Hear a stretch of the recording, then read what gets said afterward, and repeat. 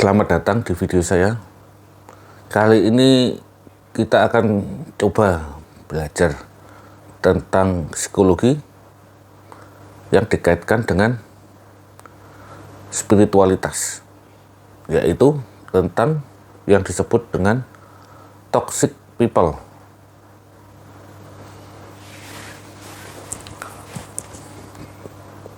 Apa sih yang dimaksud dengan toxic people itu? Toxic people itu adalah orang yang beracun. Jadi orang yang memiliki sifat menyusahkan atau merugikan orang lain secara fisik maupun emosional. Berikut ini ciri-cirinya toxic people. Ini dalam dunia psikologi ya. Jadi yang satu, tipe pertama adalah narsistik, kurang bisa berempati, hanya peduli pada dirinya sendiri, selalu merasa benar. Yang kedua adalah suka mengontrol, selalu mencoba mengontrol orang-orang di sekitarnya, mengendalikan suatu situasi. Yang ketiga adalah kompulsif atau manipulator.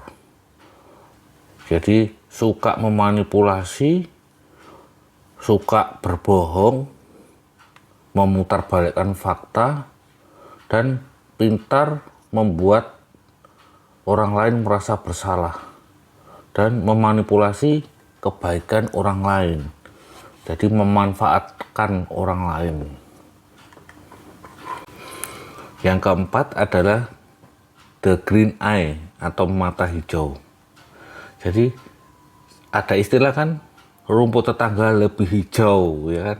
Nah, jadi dia sendiri punya rumput, dia selalu melihat rumput tetangga gitu loh. Terus ada lagi kan istilah orang itu hijau kalau matanya hijau kalau melihat uang.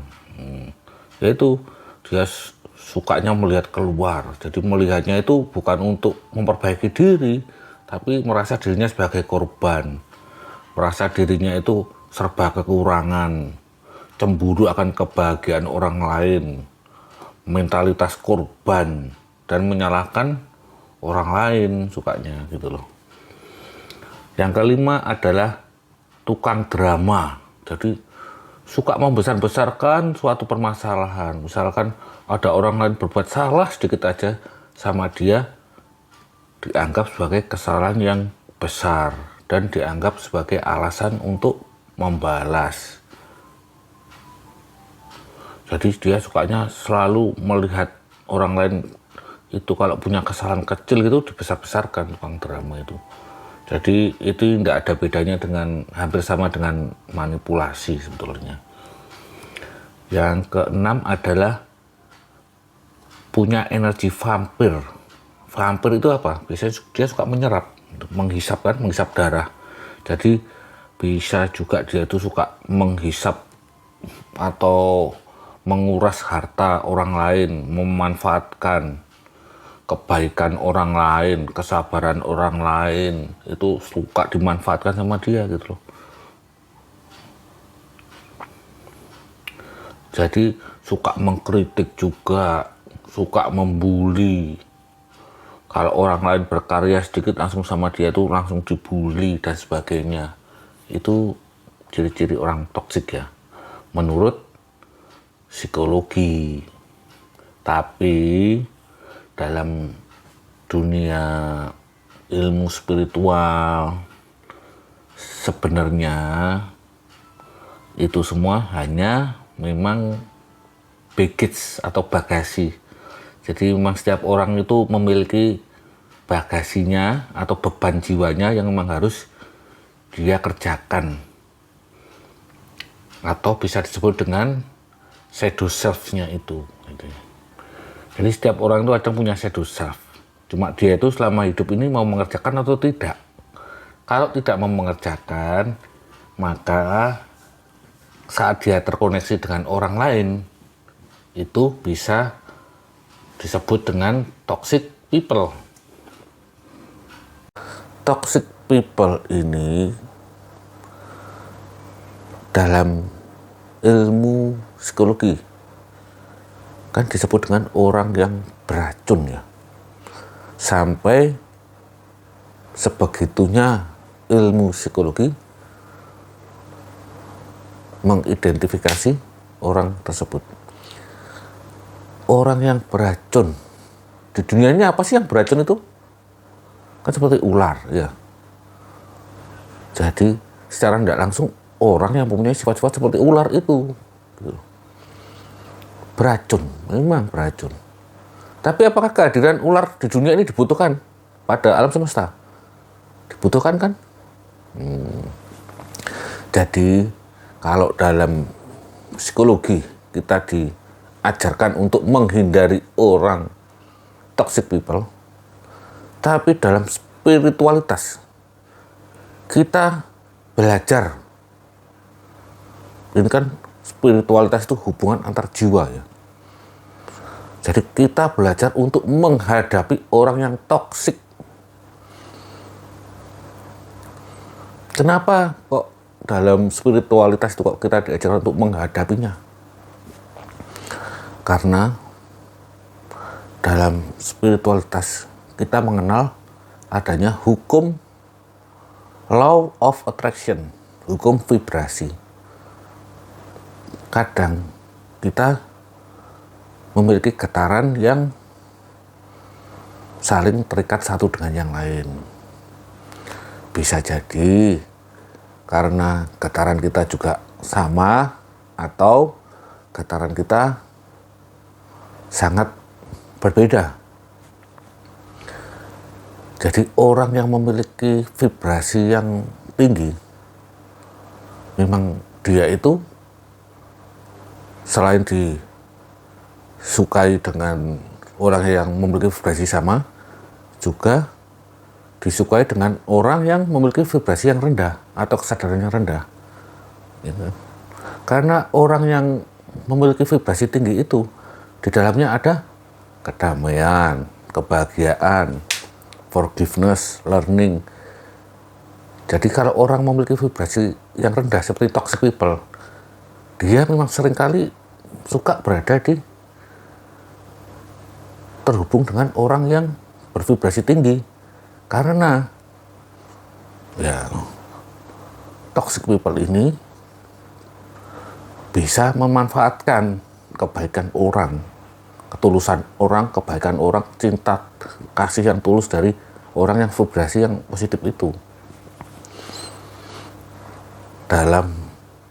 Bagi orang yang memiliki kesadaran yang tinggi, dia tahu kadang semua itu tentang karma. Mungkin dia merasa membayar karma, ya kan? Atau dia tentang belajar. Jadi belajar menghadapi orang yang toksik. Karena kalau dalam psikologi kita disuruh menghindar, dalam spiritualitas kita kan tahu namanya. Kalau kita menghindar, berarti kita dikendalikan oleh orang lain, orang yang toksik itu. Gitu loh. Dalam spiritualitas kita diajarkan untuk menghadapi rasa sakit, bertumbuh dari rasa sakit. Dalam psikologi kita disuruh menghindar, menjauhi. Gitu loh. Dalam spiritualitas yang memiliki kesadaran tingkat tinggi, dia tidak akan membenci siapapun itu. Walaupun orang itu toksik, walaupun orang itu merugikan, walaupun orang itu manipulasi. Karena apa? Karena dia tahu, kalaupun dia lari, dia menghindar, belum mesti dia tidak ketemu orang yang serupa. Tuh. Jadi bagi orang yang mendalami spiritualitas atau ketuhanan, dia memang sengaja menempa dirinya. Jadi jangan heran kalau orang sudah mendalami yang namanya spiritualitas atau ketuhanan, seolah-olah kok dia itu banyak ujian, kok seolah-olah dia itu kuat. Ya karena dia berani menghadapi ujian, tidak lari, tidak menghindar.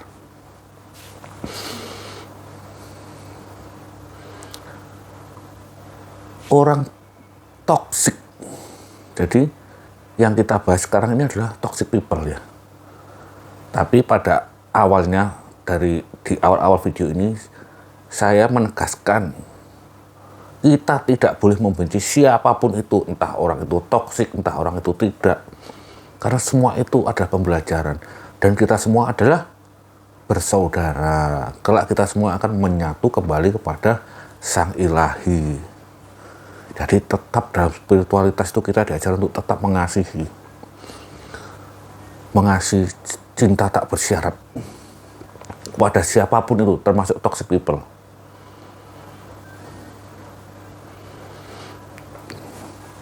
Bagi yang kuat, kalau nggak kuat ya mau gimana lagi, gitu loh. Karena orang toksik tidak mesti orang itu orang luar ya. Jadi teman, atau kalau teman kita bisa menghindar, tapi kalau orang toksiknya itu pasangan, orang tua, atau anak, kita tidak bisa menghindar. Ya kan? Ini namanya istilahnya memang penempaan rohani, penempaan spirit jiwa kita. Memang kita oleh Tuhan dihadirkan dengan sengaja gitu loh. Jadi ibarat ada kontrak jiwa. Kontrak jiwa untuk kita saling belajar dan mengajar. Jadi saya tekankan lagi, kita tidak pernah membenci orang yang toxic people, tapi kita tetap mengasihi. Ya, saya tekankan ya. Toxic people ini umumnya apa? Dia itu memiliki jiwa yang imatur atau tidak dewasa atau childish, kekanak-kanakan. Jadi sifatnya merugikan, ya kan? Memanfaatkan, memanipulasi. Bagi orang yang memang berniat untuk membina diri, dia akan berusaha. Walaupun dia tahu dia tidak bisa menghindar, kita tidak akan bisa menghindar. Apalagi toxic people-nya adalah orang terdekat.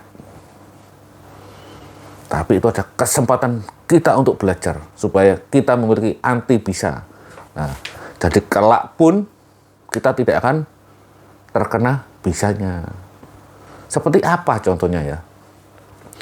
Ya seperti kalau kita mempunyai pasangan atau anak ya, yang berusaha memancing kemarahan kita, tapi kita tidak marah, kita cuma tersenyum, ya.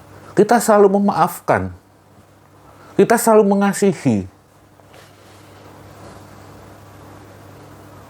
karena kita sudah tidak terkena bisanya lagi. Jadi dalam spiritual itu biasanya orang itu selalu memperingati, hati-hati Pak, jangan sampai Anda terkena racunnya. Gitu ya.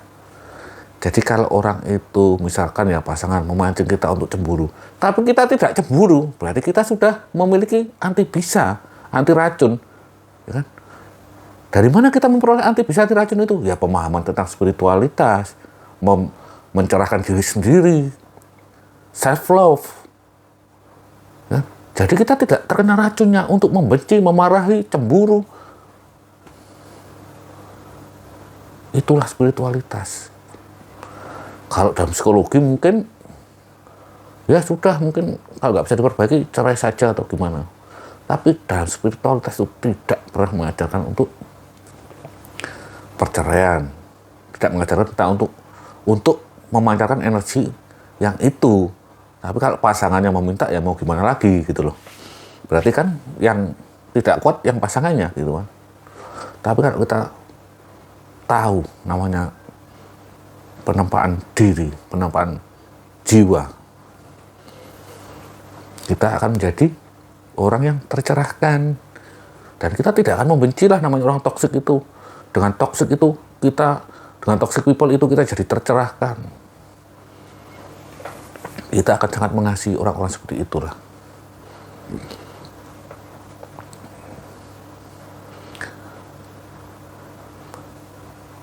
Saat seseorang misalkan, biasanya orang toksik itu selalu berusaha menarik kita. Ibarat kalau kita, sering kan kita kan kalau misalkan berhubungan sama orang, atau kecelakaan di jalan raya, senggolan, atau serepetan, pasti orangnya itu berusaha memancarkan toksik dulu, racunnya dulu, marah-marah dulu, tidak merasa salah dan sebagainya.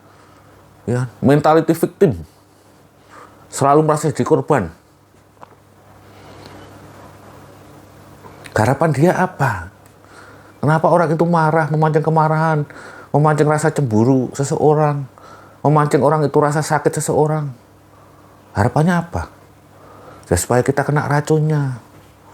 Tapi yang orang bijak, dia tidak akan terkena racunnya, ya kan? Makanya ada orang yang misalkan serempetan di jalan, ya kan? Misal kita naik mobil, orang itu sepeda motor, dia yang salah, tapi dia selalu marah-marah dulu, merasa betul, ya kan? Bagi orang yang sudah memiliki kesadaran, dia tidak akan terpancing dengan kemarahan. Dia akan menyelesaikan persoalan itu dengan kepala dingin. Ya.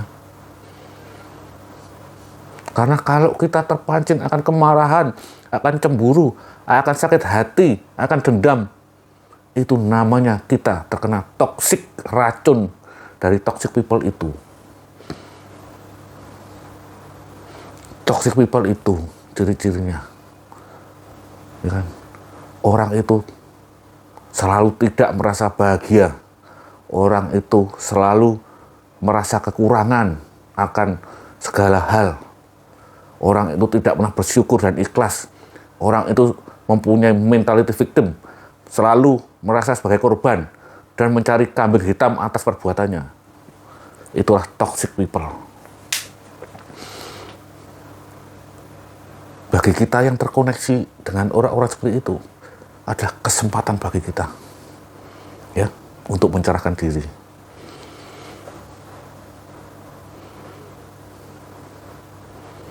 Jadi ibarat untuk melatih kita untuk sabar, untuk unconditional love, untuk memaafkan, untuk tetap mengasihi, seperti yang diajarkan oleh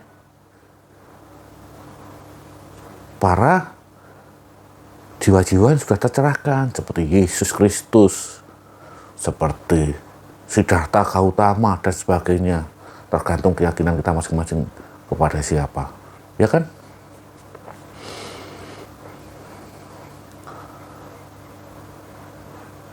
Toxic people itu yang dipikirkan hanyalah dirinya sendiri. Biasanya dia itu tidak mempunyai empati atau disebut antipati. Dia tidak pernah memikirkan perasaan orang. Yang dipikirkan adalah tentang dirinya sendiri, tentang mencari kebahagiaannya dirinya sendiri. Jadi selalu merasa tidak bahagia. Kalau dalam spiritualitas itu, kalau orang sudah mengerti antara kebahagiaan itu adanya di dalam diri sendiri, dia akan tidak terpengaruh, ya, saya tegaskan sekali lagi, tidak terpengaruh apapun di luar, termasuk orang itu toksik atau enggak, bagi dia sudah enggak ngefek.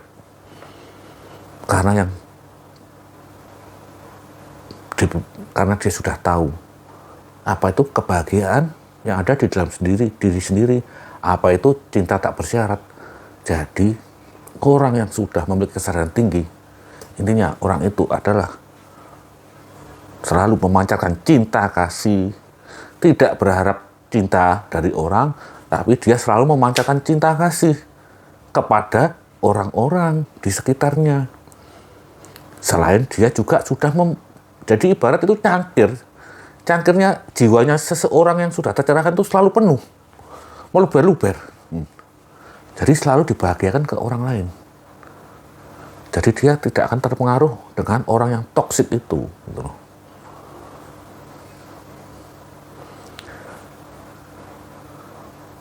Kalau kita sudah tidak tahan,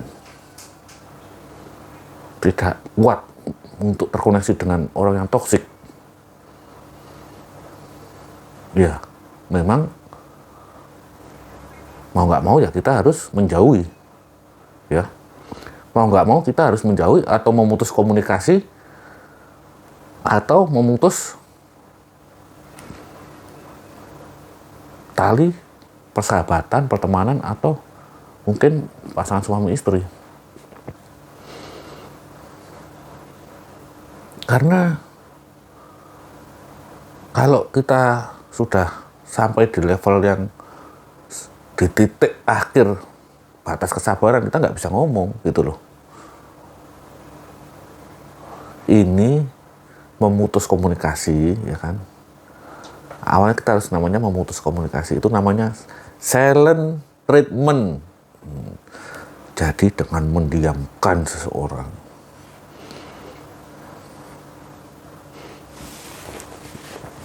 Dunia ini adalah tempat untuk belajar.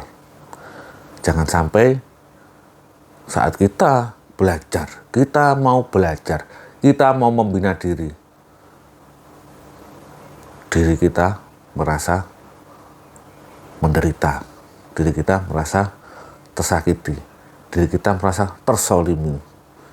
Itu namanya kita seperti anak kecil yang selalu mengeluh mendapatkan suatu pelajaran di sekolah. Hidup ini adalah tentang sekolah. Kalau kita selalu mengeluh, apa gunanya kita dihadirkan di dunia ini? Kita di dunia ini untuk belajar, mencerahkan diri, berbagi kebahagiaan, berbagi cinta kasih kepada sesama, kepada alam semesta.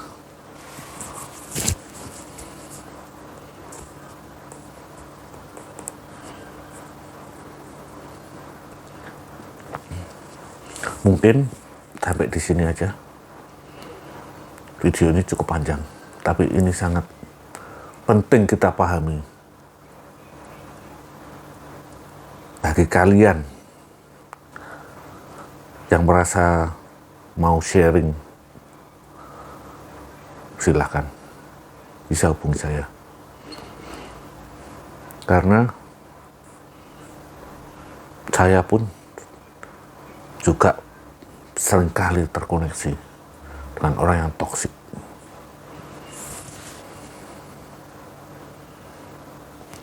Tapi dengan berkat mereka, saya menjadi saya yang sekarang ini. Saya yang memiliki anti-bisa. Saya yang mengenal unconditional love. Saya mengenal apa arti kebahagiaan. Saya mengenal apa itu berbagi dengan sesama. Seperti halnya saya dengan membuat video ini. Jadi saya berbagi dengan sesama. Ya. Oke. Kita semua adalah bersaudara.